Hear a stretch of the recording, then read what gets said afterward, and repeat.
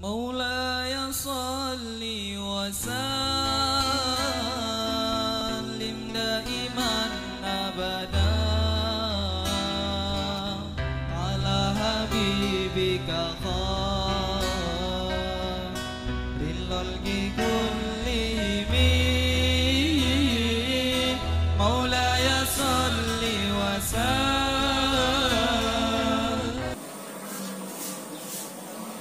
Assalamualaikum warahmatullahi wabarakatuh. Nahmaduhu wa nusalli wa nusallimu ala rasulihil karim, amma ba'd. Alhamdulillah sahabat Vulkan Azam channel yang saya hormati dan insya Allah dimuliakan oleh Allah Subhanahu wa Ta'ala.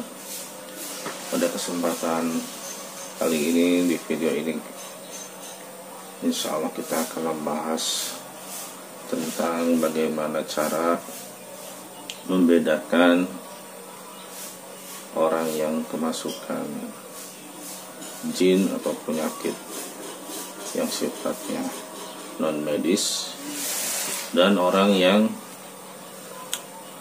tidak kemasukan jin namun seolah-olah seperti tampak dia itu berpenyakit non medis, ya, padahal gejalanya medis, ya.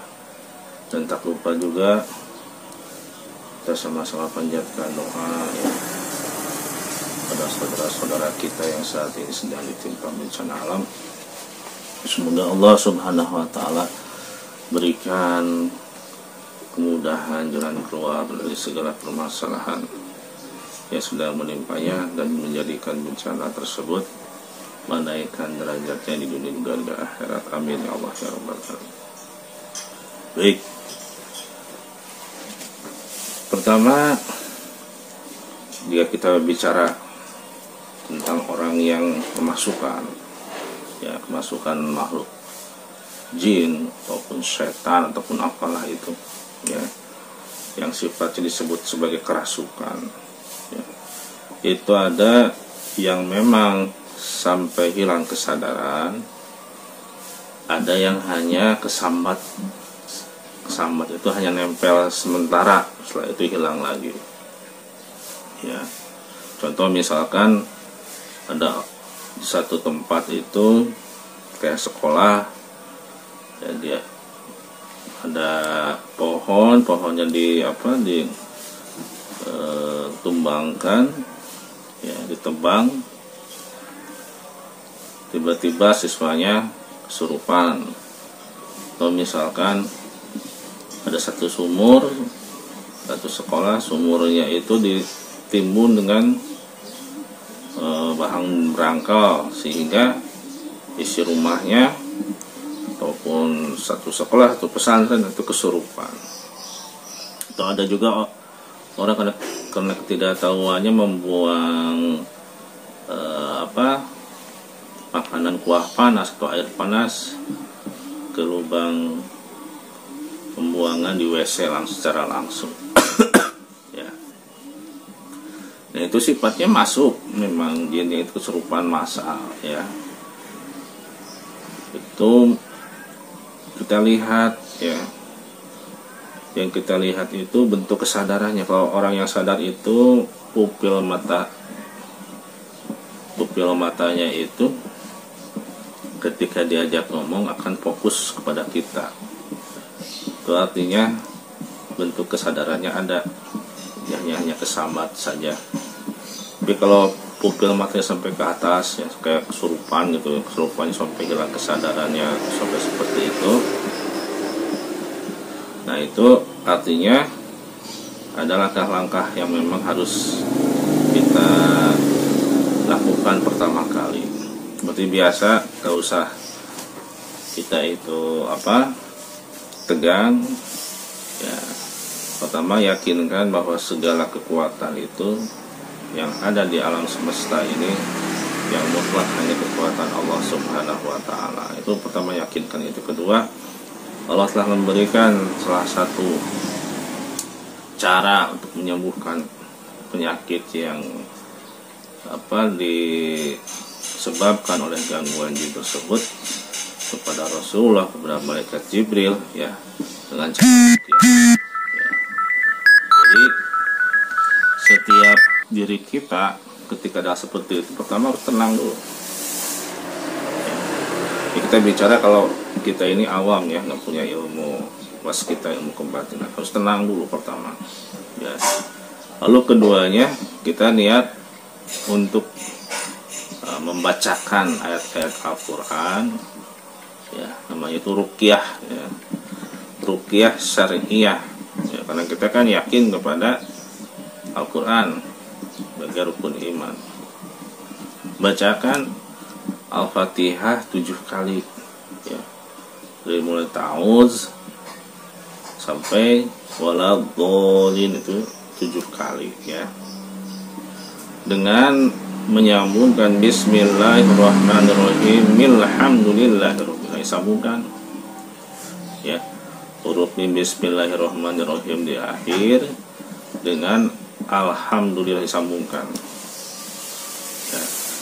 Lalu ketika kita sudah menyambungkan hal itu, ya, jangan niatkan kita bismillahi arkik, sebut misalkan kalau ada namanya Fulan bin Fulan atau Fulan binti Fulan, kalau nggak ada sebut aja misalkan SD apa, misalkan apa sekolahnya atau pesantrennya apa, sebut aja siswa SD anu, bacakan 7 kali.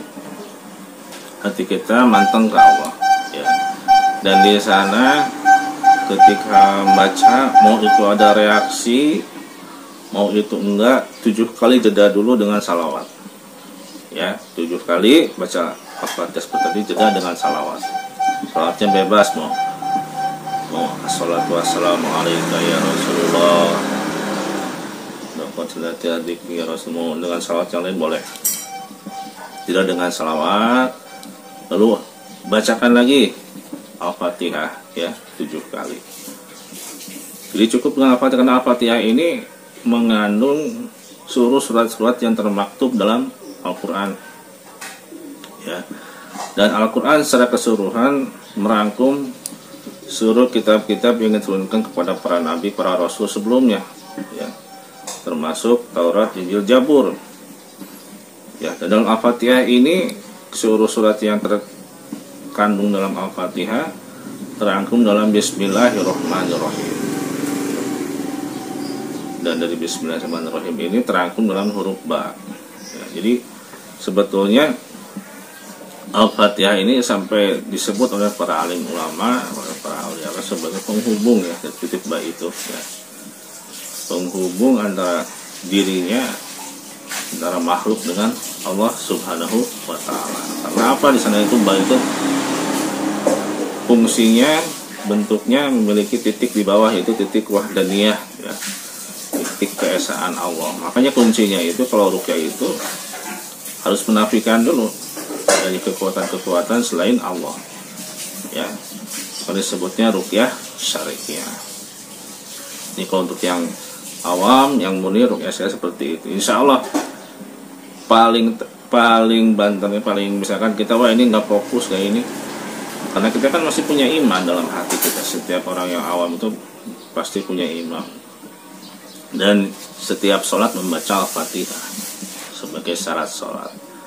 Insya Allah ketika mengulang 7 kali yang tadi, minimalnya di hitungan yang ketiga kalinya setelah diseling oleh salawat, Allah berikan, ya, mujizat Al-Quran itu. Karena Al-Quran itu masih mujizat, ya, bukan karomah, ya, bukan karomah, bukan itu, ya. Al-Quran adalah mujizat Allah yang masih hidup, yang masih ada sampai saat ini, sampai hari kiamat. Mujizat dari Rasulullah, ya, dekatnya dari Allah, ya, itu dibacakan minimalnya 3 kali, balikan tadi, insya Allah langsung sembuh, ya. Tuh ya Al-Fatihah. Yang keduanya, ya, misal nih ada yang masih ngeyel segala macam, wah ini, maka cukup kita bawa yang namanya garam, ya, garamnya garam kasar. Bacakan lagi Al-Fatihah 7 kali, ya, sambil tahan nafas. Misalkan kita kuatnya 1 kali Al-Fatihah tahan nafas, maka buang melalui apa udara itu tiupkan ke garam, ya. Bawa 7 genggam garam, bacakan Al-Fatihah, ya. Lalu garam kasar tersebut, ya, ini kan taburkan di sini di ubun-ubun ya, di ubun-ubunnya, ya. Bacakan lagi Al-Fatihah. Sekuat apapun ilmu jin, ilmu santet segala dan sebagainya, insya Allah dengan cara tersebut langsung keluar, ya, nggak akan langsung keluar dari tubuhnya. Sehebat apapun ilmu yang dimiliki oleh makhluk Allah, baik itu melalui keserupaan masal seperti tadi ataupun ada ilmu santet, insya Allah langsung keluar. Cuma masalahnya ketika keluar ini si orang tersebut, ya, sadar misalkan itu harus mengucap istighfar, ya. Lalu di rumahnya pun harus dibiasakan mengaji, membaca Al-Quran, ya. Begitupun di sekolahnya sama.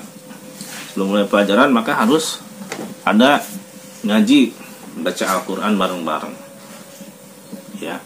Karena sehebat apapun ilmu ruqyah, kalau kitanya ini tidak menggandeng si pasien dengan kesadarannya kepada bacaan-bacaan Al-Quran yang merupakan sumber dari rukun iman, juga ada mukjizat yang masih hidup hingga saat ini, maka mudah sekali terserang kembali, bahkan lebih kuat.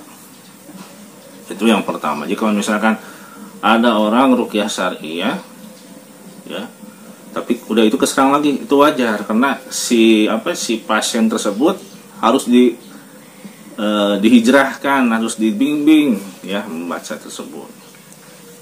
Itu yang pertama. Lalu yang kedua, misal sifatnya itu santet. Santet itu kan ada penyakit, ya.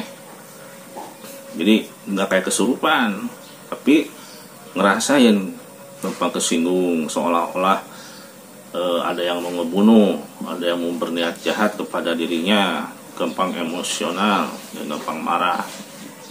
Itu artinya ada santet, ya. Atau usahanya bangkrut, apalagi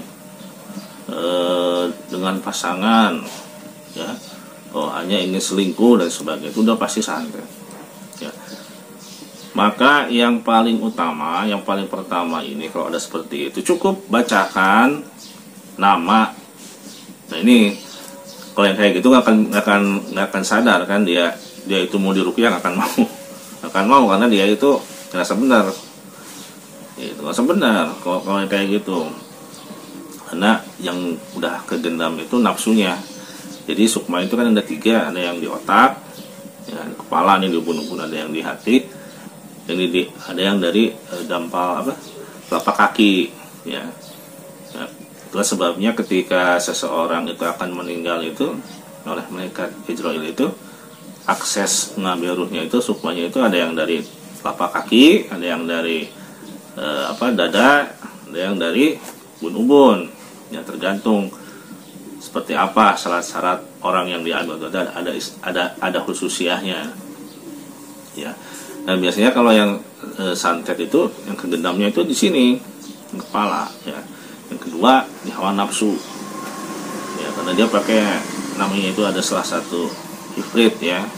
Tapi insya Allah kalau orangnya itu rajin sholat, minimalnya itu walaupun dia kegendam itu akan mungkin sampai di kepala ataupun di jantung, di hati, tapi cuma sampai di paha, ya, di urat paha sebelah kanan atau kiri, ya. Nah hal seperti itu bagaimana yang harus bisa riadoi itu, yang paling makbul malahan itu pasangannya, karena pasangannya paling tahu seperti apa karakter dari pasangannya tersebut, berubahnya seperti apa. Dia bisa ngerasakan ada yang beda, ada energi yang ini, bisa merasakan. Nah caranya cukup sama dengan Al-Fatihah juga, ya, cuma bedanya kita gini, ilah hadaroti jami'il ahli silsilati, ya, sebut namanya Fulan bin Fulan, ya, nama suami atau nama istri kita Fulan bin Fulan. Baca Al-Fatihahnya 41 kali, ya. itu jam 12 siang atau pada zuhur baca. Ya. Bagaimana kalau misalkan ininya haid atau ini menjalankan suami, maka kita niatnya zikir, ya, niatnya ruqyah. Ya. Sama setelah itu aku 1 kali, ya. Seperti tadi, a'udzubillahi minasyaitonirrajim, ya. Bismillahirrahmanirrahim. Alhamdulillahirabbil alamin. Nah, itu disatuin ya ininya. Mulainya biasa aja. Dibacakan. Kalau misalkan ya di rumah kita itu ada air ya air untuk suami kita minum atau mandi, nanti bacakan ke sana dari garam, bacakan ke garam, ya sanakan. Kalau dari air untuk makan ya kan, untuk masakan kan bisa pakai garam, tambahin dikit. Nah itu insya Allah jarak 2 hari juga, mau sehebat apapun ilmu santet, ilmu ini untuk mencelakakan udah netral. Kenapa? Berkah dari Al-Fatihah. Karena Al-Fatihah itu obat dari segala penyakit ya, kecuali yang disebut dengan kematian ya. Jadi itu untuk apa, santet, gendam ya, guna-guna, pelet, apalagi. Nah itu intinya membaca 41 kali surat Al-Fatihah ya. Ada sebagian sahabat ketika udah berobat ke sana kemari sulit ya, suaminya udah selingkuh, maka dia membaca Jamiah Ahli Silsilah ya. Maka suatu ketika dia melihat ya suaminya itu pulang, tapi kendaraannya disimpan di luar, sedangkan daerah itu rawan. Udah lama dia nggak pulang, ingat pulang ya, kendaraannya disimpan di luar. Kemarin banyak yang kemalingan, disimpan di luar rumah, ini kok aman ya. Ternyata setelah itu dia bermimpi bahwa di kendaraan tersebut ya, kendaraan suaminya itu yang pertama membuka kampung di kampung tempat dia tinggal ada, lalu ada kakek neneknya nungguin juga di sana ya. Bahkan dihitung itu kurang lebihnya ya, yang nungguin di sana itu jadi dalam mimpi dia pelihara ada 20 orang ya, ada 20 orang. Dan ketika dia mandi ini si suaminya mandi ya, mandi makan itu, ketika mandi pun sama, dimandiin sama 20 orang. Lah cuma Al-Fatihah 41 kali ya, hadiahnya dihadiahkan kepada Fulan bin Fulan, tapi sampai 40 sampai 20 silsilah ke atas ada. Ya, jadi ternyata memang ketika kita ilah Jamiah Ahli Silsilah, ahli keluarga kita itu sampai 20 ke atas itu, walaupun kita nggak tahu itu hadir ya. Al-Fatihah bisa menjadi penghubung juga kepada doa-doa para leluhur kita, leluhur si nama orang tersebut ya, itu dibacakan ya. Nah ini lalu bagaimana ngebedakan ada orang yang kesurupan sama orang yang enggak? Nah, orang kesurupan kan gitu ya, ini bicaranya jalur awam nih, orang awam cuma bisa ngerasain, pembatinya nggak tahu gimana gitu. Kalau yang awam, kalau bicara yang luas kita kan pasti tahu ya. Misal nih ada orang yang mau berobat ya, ketemu sama kita, ternyata dia itu kesurupan, maka pasti ya 2 atau 3 hari sebelumnya udah mimpi orang tersebut, dibacain apa, caranya gimana, tempatnya di mana, ngadepnya kemana sehingga sembuh. Nah itu kalau yang mas kita seperti itu ya. Jadi nggak usah berpatokan ke Al-Fatihah, memang ada petunjuknya, ada jalurnya gitu. Misalkan si A, kita nggak tahu saya itu kesurupan atau enggak gitu, nggak tahu yang mas kita, bukan bisa diterawang-terawang, enggak. Tahu 3 hari atau 2 hari sebelumnya ngimpi ketemu sama orang ya, diobatin, dibacain ayat kursi misalkan sama Inna atau Inna Al-Kausar, di rumah dia, tapi ngadepnya itu ngadep ke utara misalkan, ngadepnya ke utara, depannya itu depan sumur yang di rumah kita, lagi dibacain itu, tahu-tahu sembuh gitu dari mimpinya. Itu tinggal dilaksanain kalau yang waskita seperti itu. Termasuk juga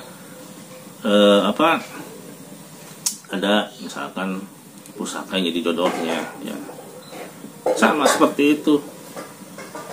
Ini milik Anu, ya, berupa pusaka Anu.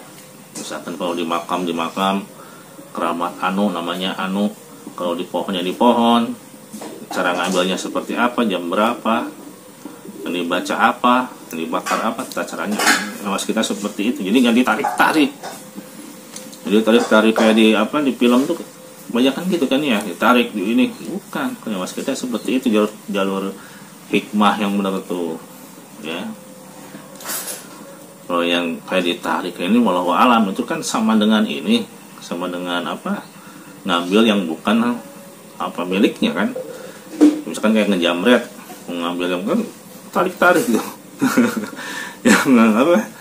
yang bukan miliknya diambil, dipaksa, kan nggak boleh. Ada adab-adabnya, ya. Nah itu kalau yang kita tinggal gitu aja, sebetulnya nggak terlalu sulit. Atau misalkan kita udah biasa ngejaga wirid, ya, wiridnya kan apa? Karena Allah aja. Ini usaha kok kayak gini, total ada petunjuk, gitu. Jadi kalau menjaga wirid, selain menjaga amal-amal yang lain, juga sholat istikharahnya, ya, sholat istikharah, perbanyak salawatnya. Insya Allah datang petunjuk tersebut, ya. Itu kalau yang kita. Lu gimana kalau ngebedain? Ini bicara awam lagi. Ini kemasukan jin, ini goib, ini bukan goib, medis, gimana? Nah, cirinya itu ada. Ya kita harus tanya kepada yang nganter. Jadi jangan patokan kepada si pasien yang nganter. Misal, paling pertama tanya, dia terakhir makan kapan? Terakhir makan normal seperti manusia kapan? Yang pertama. Terus yang kedua, kalau malam tidurnya gimana? Apakah nyenyak, gampang bangun, atau emang nggak bisa tidur? Yang kedua. Yang ketiga, kalau mandi terakhir kapan? Itu. Apakah sering mandi atau enggak? Seperti apa?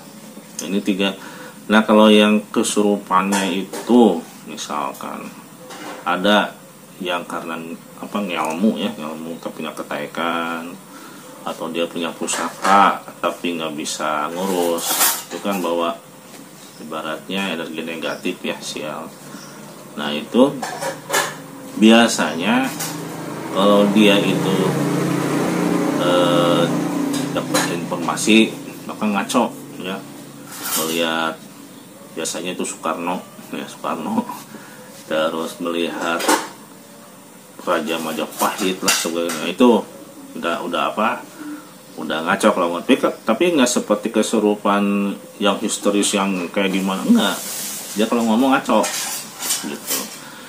Nah itu ketika didetek sama kita nanya, itu jangan pakai kebatinan kayak gitu, tanya ke ini aja, ke yang ngantarnya.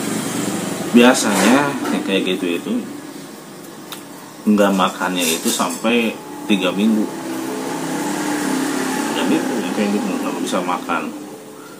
Tidur juga sama, sehari cuma 1 jam tidurnya kalau siang biasanya. Kalau malam dia terus aktif, karena si ilmunya itu kan ada ketempelan energi negatif. Nah ya kayak gitu, gimana yang kayak gitu ya, jangan langsung diruqyah syariah, ya, jangan langsung. Jadi gunakan bekam basah, ya, dibekam dulu, ya. Yang dibekam itu kalau juga sama, ada yang bekam sunnah Rasul, ada yang bekamnya itu udah pengembangan, udah banyak titik-titik ini. Kita bekam mas, yang dibekam itu di sini. Nah, di ubun-ubun, ya. Lalu di ini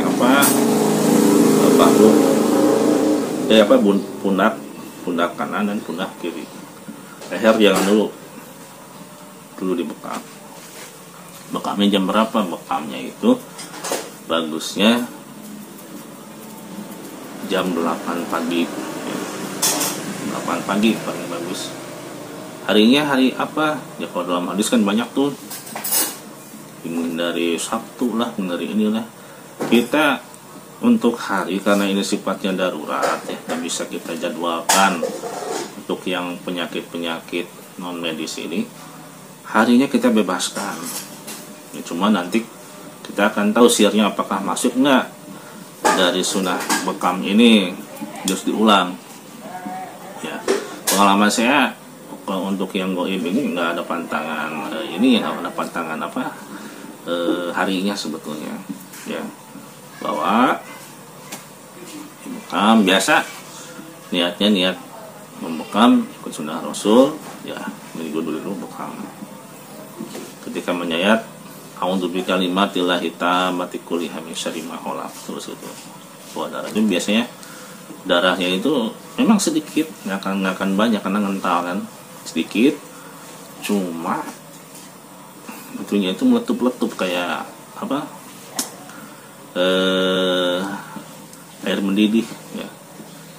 Dan si ininya, si kopnya itu panas ya. Itu kalau dari pusaka, dari ilmu pasti seperti itu.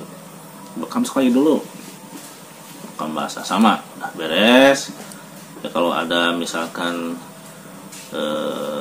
betadin atau apalah ini lagi, lalu dikasih yang namanya serbuk bidara ya.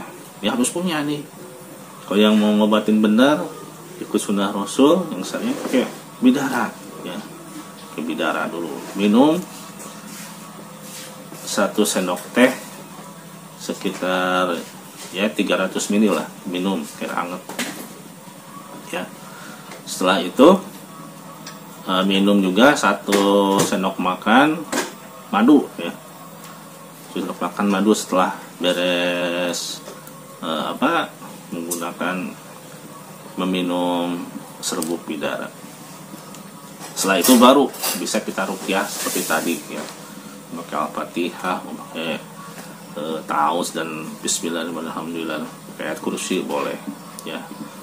Insya Allah kalau yang namanya goib ya, kalau memang ada di sana, sekuat-kuatnya, sehebat-hebatnya ya, 1 kali baca juga 7 kali Al-Fatihah, 1 kali baca itu 1 session, insya Allah Allah kasih kesembuhan. Sehebat apapun pusakanya, sehebat apapun ilmunya, nggak ada yang melebihi kekuatan ilmu Allah. Karena ilmu tersebut semuanya ilmu Allah, bisa di on off kan oleh Allah melalui sunnah Rasulullah Shallallahu Alaihi Wasallam, dan juga membaca daripada mukjizat yang masih nyata yang kita imani, yaitu Al-Quran. Salah satunya surat Al-Fatihah ya. Tuh. Nah yang kedua, kita lihat apakah dia sudah bisa makan banyak. Biasanya kalau udah dibacakan itu kerasa perutnya sakit karena ada mah ya, karena mulai mah. Nah, pasti dia pengen makan. Itu udah sembuh, pengen makan, terus tidur juga udah bisa nyenyak ya. Maka itu udah dijamin, nggak ada medisnya, udah aman lah gitu. Kita lihat nanti jarak 3 hari ke depan seperti apa. Jangan dulu di ruqyah lagi, tunggu dulu aja, dilihat dulu. Terus si ibunya atau si pasangannya usahakan setiap hari membaca Quran ya, mau 1 ayat, mau 2 ayat di rumah tersebut ya. Sehingga apa, rumah yang dibacakan Quran itu tidak ada suasana kuburan ya, suasana malaikat ya. Kenapa bisa datang lagi? Karena nggak pernah baca Al-Quran, sehingga suasananya suasana kuburan ya. Kalau kuburan seperti apa, kebanyakan kan ya hantu gitu kan banyak-banyak ya, itu makanya. Nah terus kita lihat 3 hari ke depan. Kalau misalkan 3 hari itu dia masih seperti itu ya, nggak usah dulu diruqyah, kita lihat dulu ini yang makannya, minumnya ya. Terus ya kalau sholat udah pastilah itu nomor 1 dilihat. Terus mandi dan istirahatnya, tidur malam seperti apa. Kalau dia sudah ini tidur malam udah 3 jam, udah 4 jam saja nggak pernah, terus makan udah 3 kali, ada lapar, makan ngerokok ya, kalau ini itu berarti sudah menuju kepada normal, bahkan disebut normal kalau menurut saya sudah normal. Tinggal ini tidur yang 3 jam ini malam, apakah sehari ini ada 6 jam, 8 jam, berbeda waktu atau seperti apa gitu kan. Nah di sana dengan patokan dia sudah bisa makan tapi dia ngobrol masih ngelantur, masih ini, maka bisa dipastikan itu adalah penyakit medis ya. Apa namanya, depresi, stres, banyak pikiran ya. Itu ranahnya harus ke psikolog atau psikiater ya, kasih obat penenang atau konseling. Biasanya dia punya ada ketakutan, misalkan gini, ada orang punya hutang, usahanya nggak jalan, yang dia pikirin itu usahanya gagal terus, akhirnya gagal terus. Bukannya ketika gagal itu berpikir gimana supaya hasil, gimana supaya ada jalan keluar, dia berpikirnya gimana, ini kok gagal terus, gimana ya kalau gagal, gimana ya kalau, nah itu akhirnya gagal terus. Nah, ini terus ada gempa ya, karena ada gempa maka dia berpikir semuanya alam ini udah mau kiamat ya. Ini udah medis ya, karena ketika tidur pun udah keganggu istirahatnya ya. Kalau yang kayak seperti ini tinggal dibawa ke psikolog ya, atau ke dokter spesialis kejiwaan, terus kayak ya di apa, biasanya ada antidepresi ya.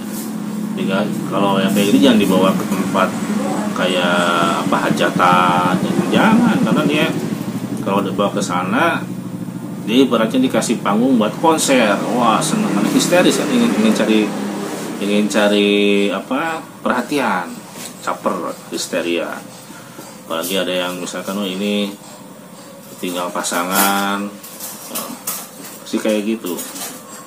Nah maka kita harus tahu ini medis, dan sehebat apapun kita mau udah diruqyah, pasti kalau medis itu harus diimbanginya dengan ilmu-ilmu di luar itu ya, di luar sunnah Rasulullah yang tadi. Walaupun misalkan psikolog dengan keilmuannya, dengan ini, terus apa kejiwaan dengan ilmu kejiwaannya, itu sudah banyak yang Allah berikan keilmuan di kedokteran modern ini ya.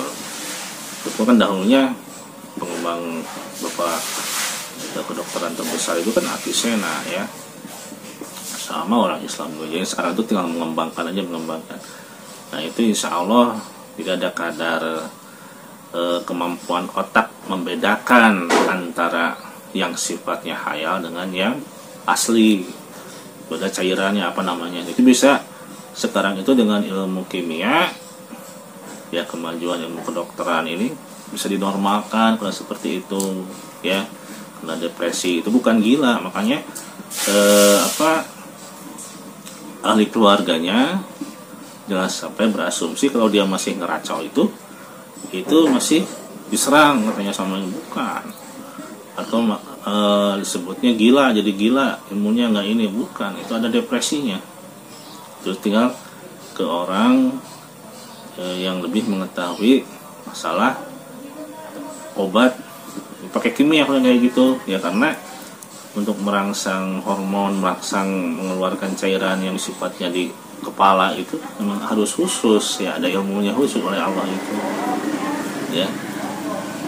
Nah seperti itu. Jadi jangan sampai kita itu semua yang sifatnya ada seperti kerasukan seperti ini pada hal medis kita udah ruqyah, udah bekam, udah pakai bidara juga, udah pakai, kita anggap itu gagal. Bukan, itu adalah medisnya pernah ada ya, harus di ini.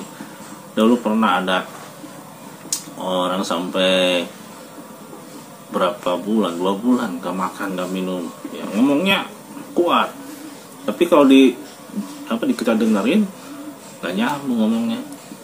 Zaman Majapahit, wah saya sebutin semua, jadi seolah-olah dia dapat kenangan kehidupan dia sebelumnya, punya pusaka punya ini, wah pusing lah sampai. Cukup dengerin aja, dengerin sambil dalam hati Nah ini kalau yang sifatnya ada muatan medis ya atau non medis, ketika ngomong itu pasti kalau dipotong marah. Coba potong aja dikit, marah. Nah marah tuh. Nah, ini ada gangguan antara goib sama medisnya nih, ada nih Pak. Kalau dipotong marah, kesinggung. Yang kita baca di sini bacaannya gini, innahu min Sulaiman wa innahu bismillahirrahmanirrahim. Ala ta'alu alaihi wa ta'ala muslimin. Assalamualaikum ya goib. Ajak ngobrol lagi, Pak, atau Bu, gitu. Itu bacaan Nabi Sulaiman mengucap salam kepada bala tentaranya ya yang goib. Ya, untuk tunduk melalui apa? Bismillahirrahmanirrahim. Jadi dari Allah itu menundukkan alam-alam goib itu, kemudian dikasihkan ke Nabi Sulaiman. Hasilnya kalimat ini. Beruntung kita umat akhir zaman ya. Bismillahirrahmanirrahim itu ternyata banyak di tiap-tiap surat termaktub, bahkan termaktub dari seluruh surat ini ada dalam Al-Fatihah. Itu nggak ada di nabi-nabi yang lain gitu. Nah ini salah satu keunggulan umat Nabi Muhammad SAW. Jadi nggak usah panik. Nah, kenapa kita udah baca Al-Fatihah 7 kali, ini udah jelas ini pasti non medis gitu. Kenapa udah 7 kali udah ini? Kita itu belum mempan atau udah 3 balikan belum mempan. Kenapa? Pertama ya yakinnya kita belum full dan masih ada tegang, terkesan oh ini kekuatan ini daripada keimanan saya, itu jangan nafikan ya. Terus bacakan ya di 7 kali Al-Fatihah iringi dengan salawat dulu, itu baca lagi Al-Fatihah 7 kali, itu salawat lagi 7 kali Fatihah iringi dengan insya Allah sadar, nggak usah ditiup kalau kita masalahnya yang awam ya posisinya. Insya Allah sudah Allah berikan pertolongan. Tapi sehebat apapun ilmu kita, mau pakai ruqyahnya non syariah, pakai tenaga dalam, kayak pakai apa, pakai bacaannya ajian aja dan sebagainya. Tapi kalau yakinnya itu dengan keilmuan selain Allah, kekuatan selain Allah, melalui diri kita dan sebagainya, maka dijamin tidak akan sembuh, tidak akan keluar, bahkan tambah menjadi-jadi. Yang diruqyahnya itu goibnya semakin kuat ya. Jadi harus yakin sepenuhnya pada Allah kalau ruqyah itu satu ujian ya, seperti itu ya. Terus mengenai pusaka seperti apa nanti kalau misalkan di ruqyah, kalau yang di di film-film kan dihancurin dan sebagainya. Sebetulnya pusaka itu ya namanya pusaka, mau itu keris, mau itu tombak, katanya dia ditinggali oleh jin dan sebagainya. Ya itu kan tempat tinggal dia gitu kan, tempat tinggal dia. Mau kita hancurin mau enggak sebetulnya nggak ada masalah ya, nggak ada masalah. Kenapa? Karena jadi masalah itu aksesnya si goib tersebut kepada si pasien. Itu apa? Sugesti, seolah-olah dia dengan keyakinan dengan benda tersebut mendatangkan manfaat dan bisa mendatangkan satu mudarat. Itu yang harus kita kesampingkan, yang harus kita tanamkan, bahwa manfaat mudarat itu datang karena kehendak kekuatan Allah Subhanahu wa ta'ala. Itu betulnya kesan. Mau dihancurin juga dia tetap yakinnya bahwa itu memberikan mudarat, dia dihancurin, padahal yang bisa memberikan manfaat mudarat hanyalah Allah Subhanahu wa ta'ala. Itu salah juga keimanan seperti itu ya. Nggak ada jin juga, mau iblis mau juga menggoda manusia itu minta dulu ke Allah, ya Allah saya mau goda fulan bin fulan ini supaya ibadahnya hancur gitu kan. Jadi nggak ada yang kayak gitu tuh, harus dihancurin. Mau dibuang buang aja, disimpan aja. Yang penting apa? Yakin yang pasien tersebut yakin hanya kepada Allah yang bisa memberikan manfaat dan mudarat ya. Itu saja barangkali yang bisa saya sampaikan ya. Kurang lebih ya saya mohon maaf. Semoga Allah Subhanahu wa ta'ala mengijabah seluruh ikhtiar kita mengobati yang sifatnya medis non medis, baik itu yang datang ke kita atau kawan-kawan kita yang minta tolong ya. Dan jangan komersil. Itu kalau komersil aduh bisa jadi ini juga, bisa jadi jelek juga ya, karena bukan tujuan, bukan suatu pekerjaan kayak gitu ya, bukan suatu mata pencaharian. Ruqyah misalkan sekian ini, oh jangan ya, itu bukan tujuan kita. Jadi kita menolong karena Allah, jangan pakai tarif segala, mau ngasih mau enggak terserah ya, kita hanya menolong. Itu yang bakal jitu ilmunya insya Allah ya, akan lebih bermanfaat ya. Nah terus kedua, yang paling pentingnya lagi ya, kita itu harus semakin mendekatkan diri kepada Allah, ada seperti itu ya.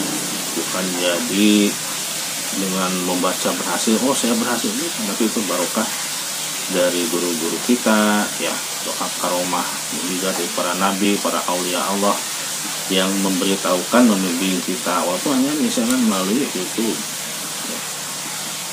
Barokah. Demikian saya ijazahkan kepada rekan-rekan, sedulur-sedulur ya, sahabat-sahabat mengenal channel yang setia.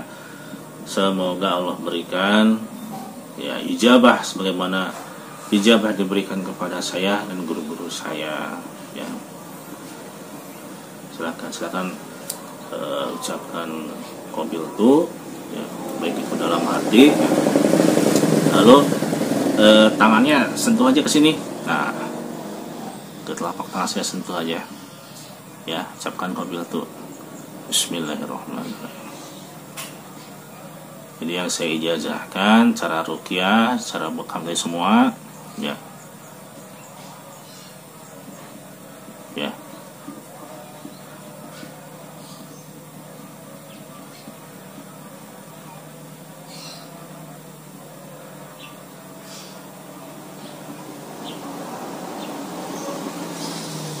Ya, alhamdulillah.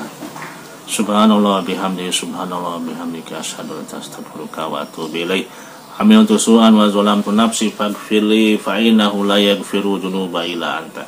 Subhanallah bihamdihi, subhanallah bihamdika, asyhadu an la ilaha illa anta, astaghfiruka wa atubu ilaik. Amiltu su'an wa zalamtu nafsi faghfirli fa innahu la yaghfiru dzunuba illa anta. Subhanallah bihamdihi, subhanallah bihamdika, asyhadu an la ilaha illa anta, astaghfiruka wa atubu ilaik. Amiltu su'an wa zalamtu nafsi faghfirli fa innahu la yaghfiru dzunuba illa anta. Assalamualaikum warahmatullahi wabarakatuh.